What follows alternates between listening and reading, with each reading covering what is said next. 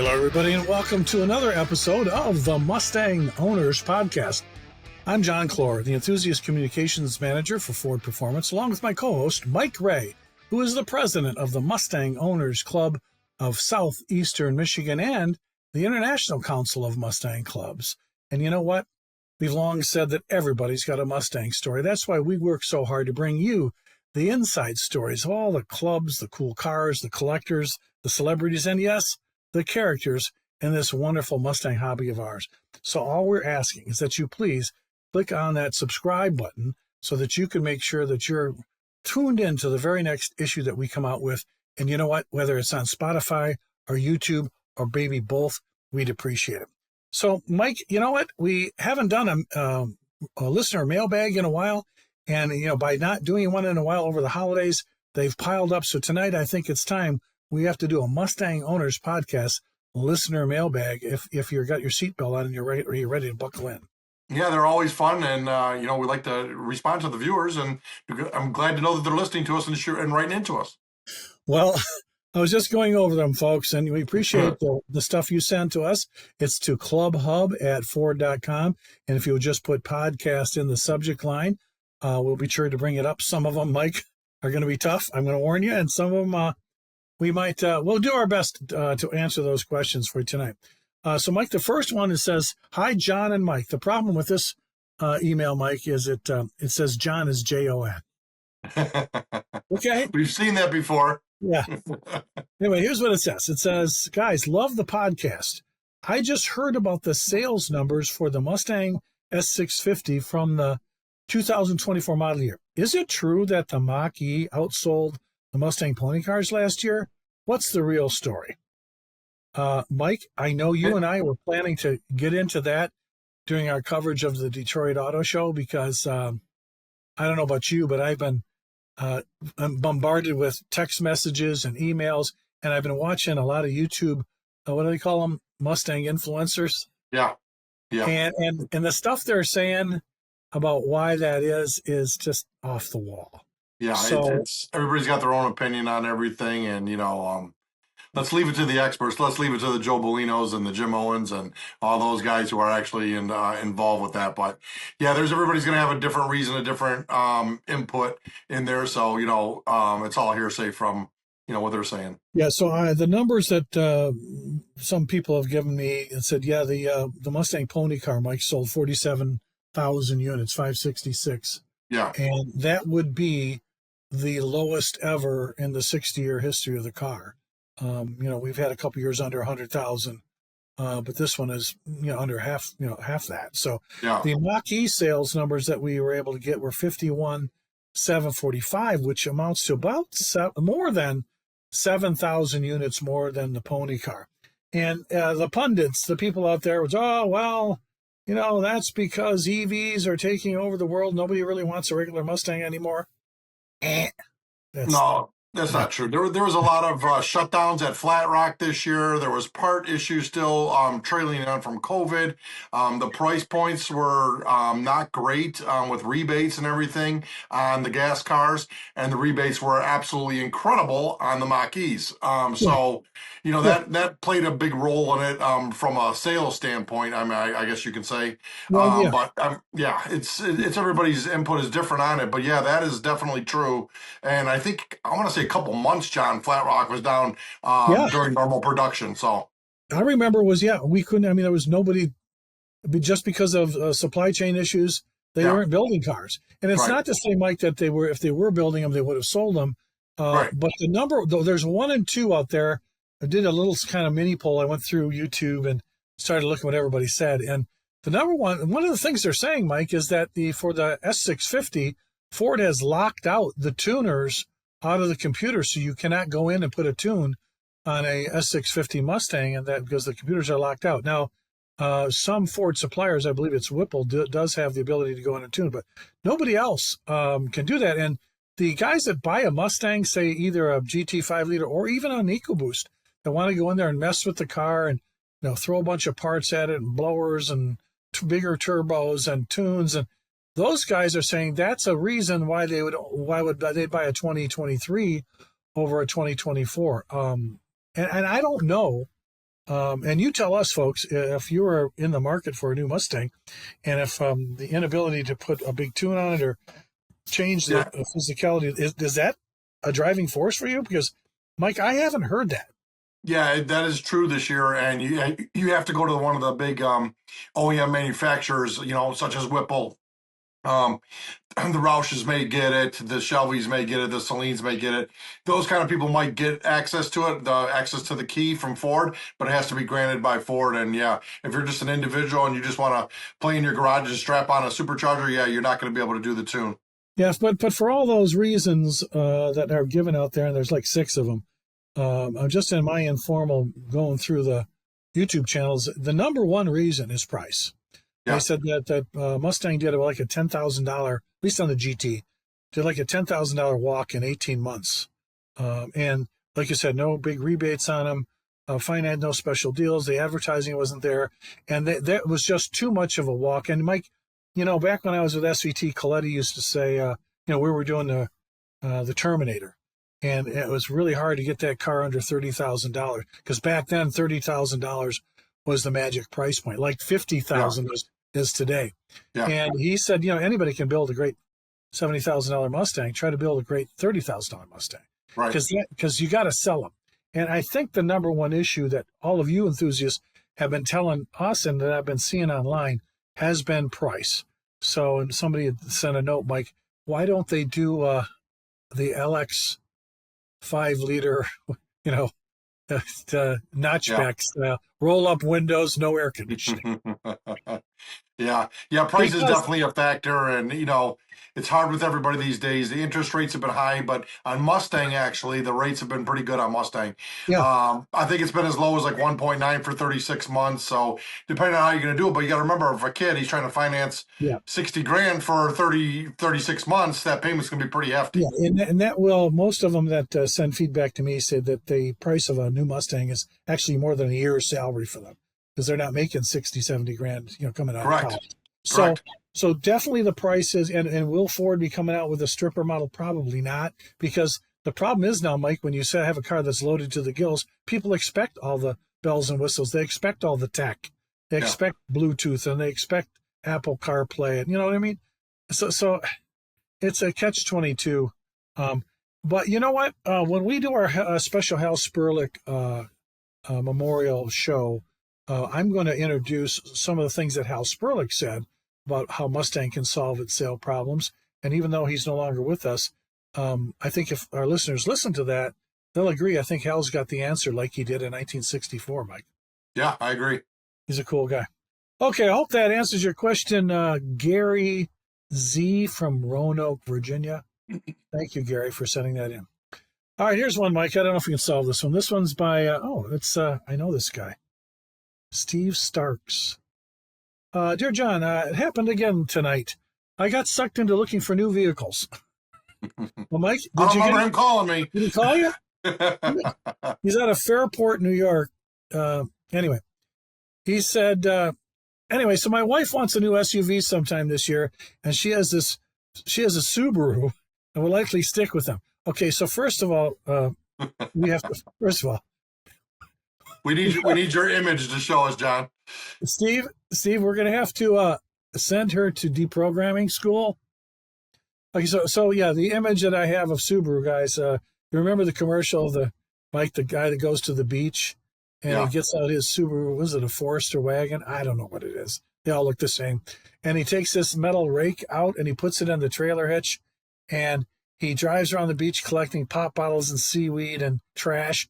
And then he picks up all the trash and throws it in the back of his Subaru so that the turtles can go to nest. And I thought, boy, if you're dating that guy and you find a smelly bunch of seaweed and bottles in the back of his Subaru, run. You Subaru lovers, leave me alone. Anyway, so he said, she has a Subaru like the stick one, but me, I'm a Ford guy. I can't help it. It's deep inside me. I'm 73 now, and it just won't go away. It just won't. Good for you, Steve. So that's why what tonight? Like to hear. So why this? After we finished looking at Subarus, she tempted me to look at something I'd like to get. Of course, it ended up on the Ford site. And again, I got frustrated. I got tired of looking and trying to build a Bronco Sport, and it always comes down to the interior. Now, I know Steve has a Mustang, so anyway, he goes, everyone loves black. Black with a sprinkle of Area 51 blue. Black with a dollop of roast brown. Black everywhere. Black headliner. Black dash. Black door panels. Maybe if I spend for the highest level, I can get a little bit of dark accent color, but still sitting in a cave. And I give up. Walk away, mumbling to myself, does Jim Farley knows this is happening? Apparently not. I cannot, and I will not live in a black tunnel while in my vehicle. My 78 Mustang, I knew I liked this guy. That's how we know him. It has a chamois interior. Our 94 Mustang has a white interior. I even swallowed hard and accepted the gray interior in my F-150. But I continue driving my Acura because Ford insists on 90 or 100% black interiors in the Bronco Sports. John, Mike, I hope you forward this to Mr. Farley. That's not true, though. There is roast interiors. Go ahead. You forward it to Farley. I did. Anyway, I hope to live long enough to see light-colored interiors become fashionable again at Ford Motor Company. Even the RAV4 has them. I'm a regular reader of your column in Mustang Times, and now I'm going to get him to listen to this podcast every week, and he usually goes there first. Thanks for representing us Ford fans, Steve Starks at Fairport. So, Mike, that means we have to get who? Susan Lampinen on? Yeah, I wish she was still around, right? No, there is a roast interior for Bronco Sports. There's one sitting right in front of my desk as we speak right now. It's a black car, but it's got the roast interior in there. So there is that option, and usually it's black for the Bronco Sports. But the Broncos, you can get different colors now. You know, F-150 starting to change. Explorers are having space gray interiors now. So some of the vehicle lines are starting to get a little bit lighter interior options. Yeah, I think now that, and so are the two tones, the heritage colors are coming back.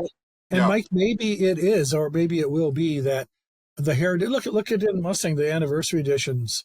Maybe it is now that the classic color palettes will be coming back because, those heritage cars, they're cool. And I've got a red interior in my 77 and it's red. Yeah. But very good question. And in the new cars too, the Mustangs, they have that showstopper red, which is still an interior now, and it's kind of popular. Yes. The older folks actually really like that because it really pops and it reminds them of the old days. So you can be sure that now that you've got that on the podcast, that Ford people will be listening to it. And Mike, there is a new color and interior person at Ford. I'm going to track her down and we'll get her on the podcast. We'll ask her some of these questions. And just to be honest with you guys, the reason that this is because they do surveys. They go out to do focus groups and they see what people, remember, Mike, when the big thing was earth colors? Yeah. And how they determine the color palette is through consumer research. But what I think about research. And another thing, John, is we ran into him at the auto show, was Dante, who used to be on Mustang, is now on Bronco Sports. So maybe he'll include some of the Bronco or the Mustang, interior ideas into the Bronco Sport coming in the future. Let me send this note to Dante. There you go. So he's going to get a note. All right, cool. Well, thank you. All right, so the next one here. This one is from Steve M. in St. Paul, Minnesota. Hey, guys. So happy to see the podcast is on YouTube. Well, nice. Well, so are we. Yeah. There's no reason why everybody in every Mustang club in the United States doesn't go on YouTube right now or on Spotify and subscribe to the channel. Because all the people we're talking to are all the Mustang greats, all the heroes, all the cool owners, all the people in your clubs. They're all on the podcast. So why you wouldn't subscribe makes no sense. So get on there and subscribe. Anyway, John, I'm to that point. I think those guys tend to open up a little bit more with us since we know them more personally than just a normal standard podcast. Did you agree? Yeah, if there were some guy that they don't know out of the blue. Yeah, they're not going to tell maybe the secret stories or something like that. With us, they feel very comfortable. They open up and share more stuff maybe than they should. No, that's a damn good point. It probably is. It is true. And we do have a lot of insider background stories. And I hope all of you out there are not put off by that. It sounds like a reunion every time we talk to some of these Mustang folks. It's a good thing. It's a love fest. But I hope that doesn't put you off because it's not that we want to include you on that to show you that we are connected. with those people, and we want to share their story and their insider stuff, because that's what I think what you want is you want to get inside the hobby. So I think you're right. But anyway, his question, Mike, is, are you guys going to post the videos from all your past episodes? Now, wait a minute. Well, some of them we did record on video, so yeah, all those. We got over 130 episodes. Yeah, we from 2 or 3 years ago, we were recording only audio back then, Mike. Yeah. It's the only one way we definitely have to get back on. A couple of, we got to get Parasek, we got to get Barnes, we got to get Coletti. Those were heavy hitter episodes that we'd love to get on video. For video. Yeah. Okay, so the answer is because we've been on a couple years now, and we've been on this road. A lot of the early podcasts were audio only, and now that we're recording in a video format, these are the ones we can post on YouTube. You might also know that there will be some episodes that are really, Mike, I would say tailored for YouTube because they're visually more focused than they are for the words. You could still listen to them on your phone if you're not watching your phone for the video, but you'll see a little bit more content tailored for the YouTube channel because we really want to grow that format. But it's a good question, and I buy it. Yep. Good idea. Okay, here's one. Love the podcast, John. This one's directed towards you, not Mike. Oh, so Mike, you're not off the hook. I'm not offended. Don't worry. Okay, John. Last November, you posted the story of my wife and I celebrating our 50th anniversary on the Ford Fan Spotlight on FordPerformance.com. I tell you guys every episode of the Mustang Owners Podcast at the very end to get on to FordPerformance.com because, Mike, we do run content from all the shows, all your shows, all the big shows across the country, all the big events, owner stories, and we have something called the Ford Fan Spotlight. I still have failed to do. But yeah, what's wrong? All right, so folks, we have something called the Ford Fan Spotlight where you send in pictures of your car and a couple of paragraphs on why you're a Ford fan. I've been doing this for 20 years. And, Ford just fell off the turnip truck, and now they started doing it internally because they're of the storytelling push from Ford Comms. But we've been doing it for so long because Mustang people, what's our motto, Mike? Everyone has a Mustang story. Correct. And we want yours. So I've been trying to run these. And if you have a Mustang story that you don't just want to share in the podcast, you send it to cubhub@ford.com. And it could be an F-150 story, a Bronco sports story with a black interior. It could be anything. But send it to us because then you can get on a website that has almost 2 million visitors. And that's because you heard it on the podcast. So I know this guy. He wants to know why he can't view it online. And for those of you who are on top of what's going on in the Ford world, FordPerformance.com has just this past month been completely redesigned.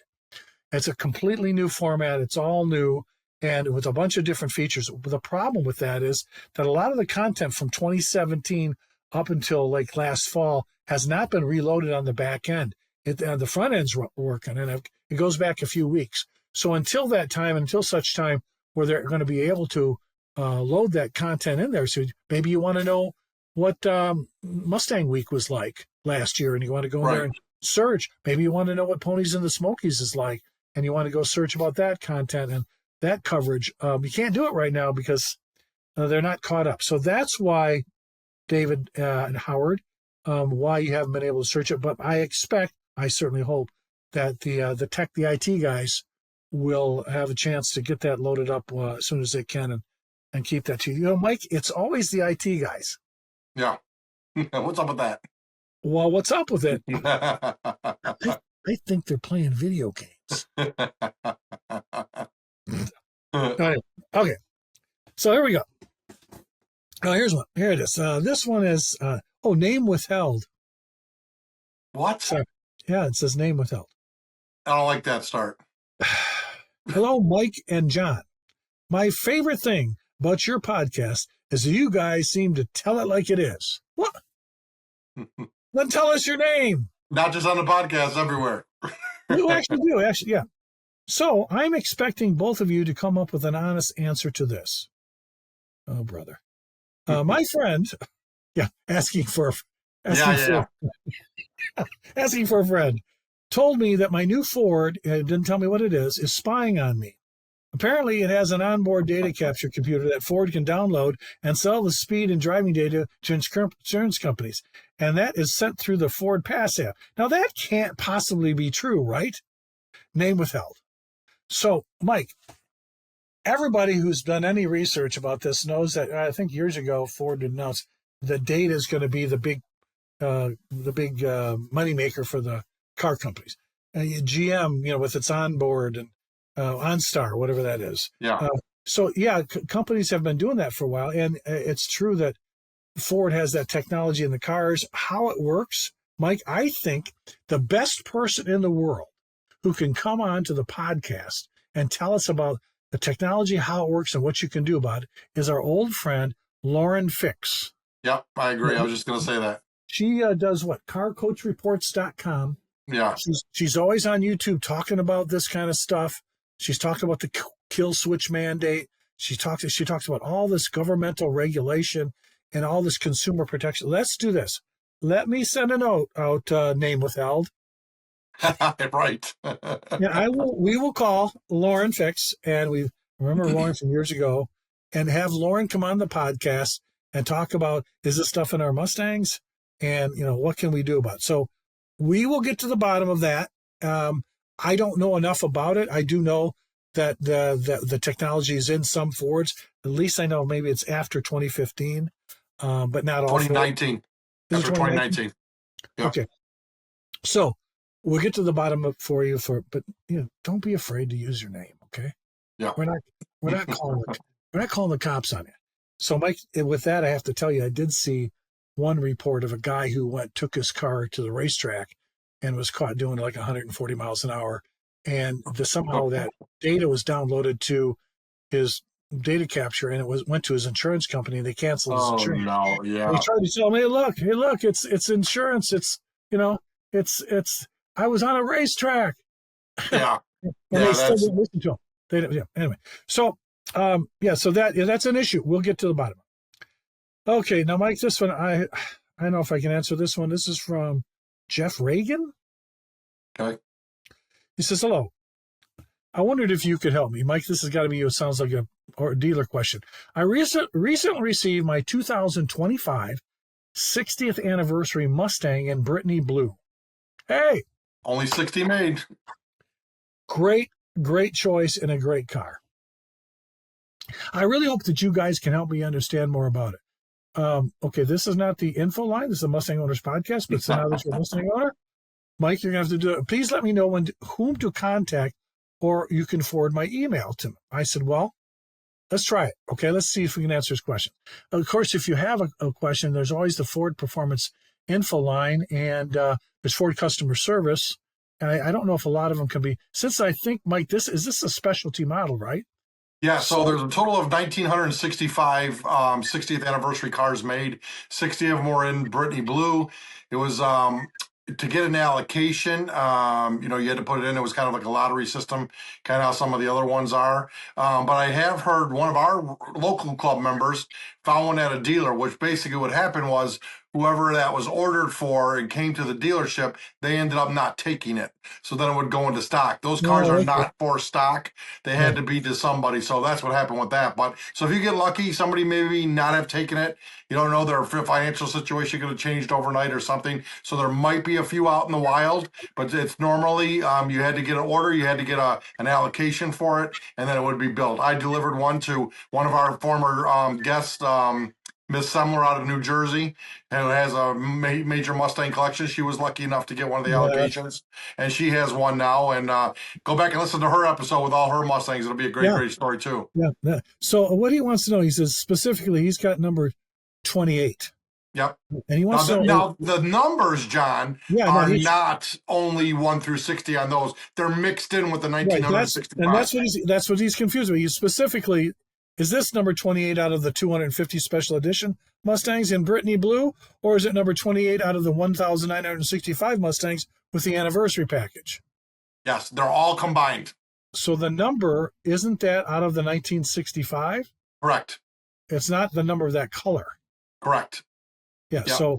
I think. And they only did the cars, in case anybody doesn't know, they only did them in red, white, and blue. So race red, Wimbledon white, and then the Vapor blue, and then they also have the Brittany blue.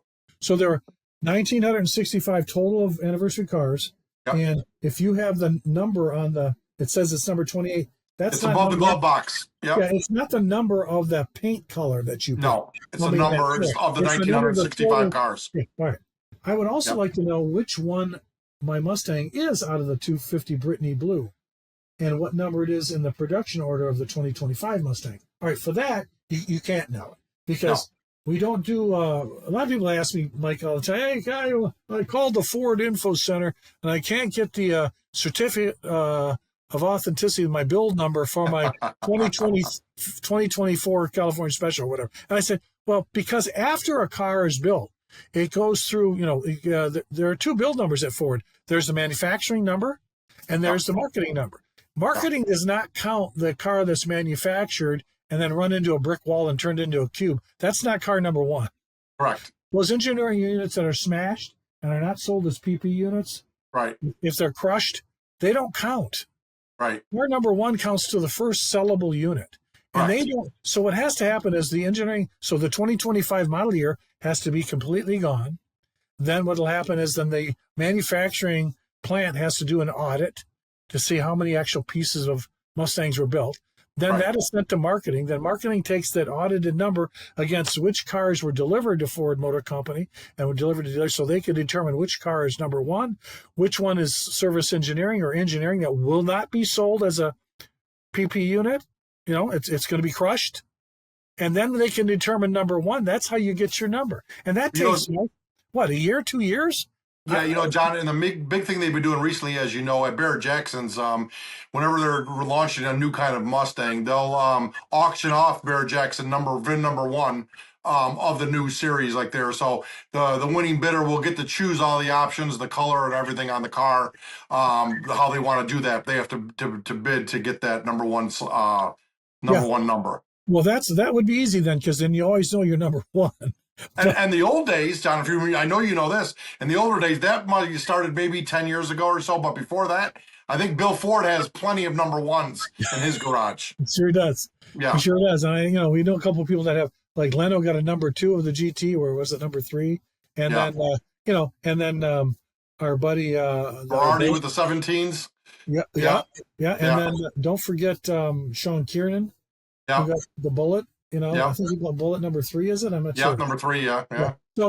So these are good questions, but for you to ask us which one of my Mustangs out of the 250 Brittany Blue, there weren't 250 Brittany Blue made out of 1965, were there, Mike? I think Brittany Blue was a smaller number than the red, white, and blues. I believe it's 60 is the Brittany Blues. Okay, so he's got, I don't know where he got that information.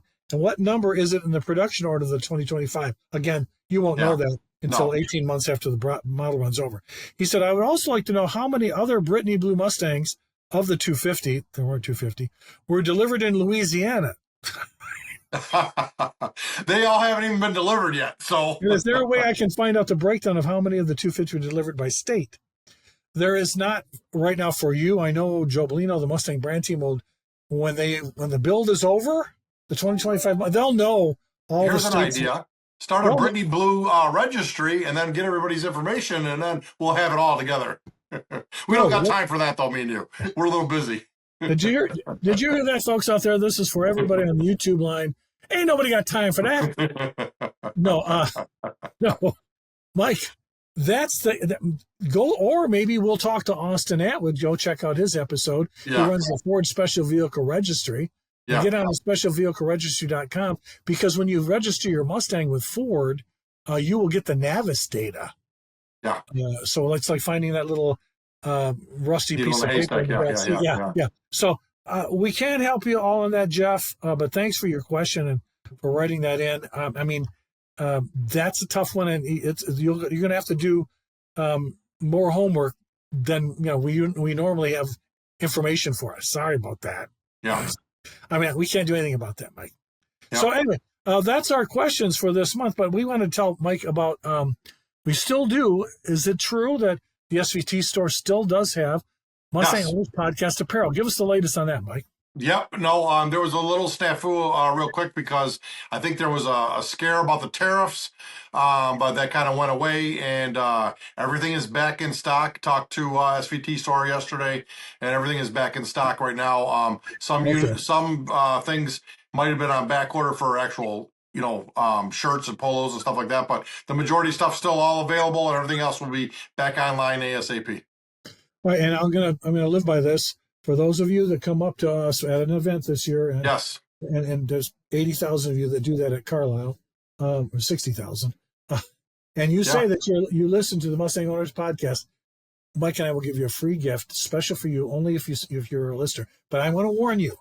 Some people found out about this offer, Mike, and they were saying, "Yeah, we listened to you on the podcast." And you know what Mike would do, folks? He'd say, "Oh yeah, which one's your favorite episode?" Yeah. But yeah, we got t-shirts, hoodies, jackets, quarter zips, hats, and polos are coming back. So all kinds of stuff that it'll fit for men and women. Yeah, just understand, Mike. I didn't say I'm going to give a Mustang Owners podcast apparel. I'm going No, to just give them a free we gift. have to see them in that apparel, and we'll get a real That's special right. gift. No, there you go. Okay. Yes. All right, Mike. Thanks a lot, man. It's great information. I hope you all enjoyed it, folks. And that happens to be a wrap for this episode of the Mustang Owners Podcast. But don't forget to check out the enthusiast section of FordPerformance.com this week, because if you haven't already done so, and by the way, send me your submission, your pictures, and your little story about your Ford or Mustang to cubhub@ford.com, and I'll put you in the Ford fan spotlight as well. Or maybe, Mike, we'll feature them on the Mustang Owners Podcast. Yep, even better. Yeah. So anyway, if you want to get your Mustang Club or Facebook group listed with Ford, you can go to Ford Performance Club Connect. And again, you can get into Austin's Ford Special Vehicle Registry if you want to register your Mustang with Ford Motor Company. You can also find out what Mike's Mega Club is up to by going to moxum.com. And as always, we welcome your suggestions and your input and your questions that you send to us at clubhub@ford.com. So until next time, we'll just have to catch you down the road.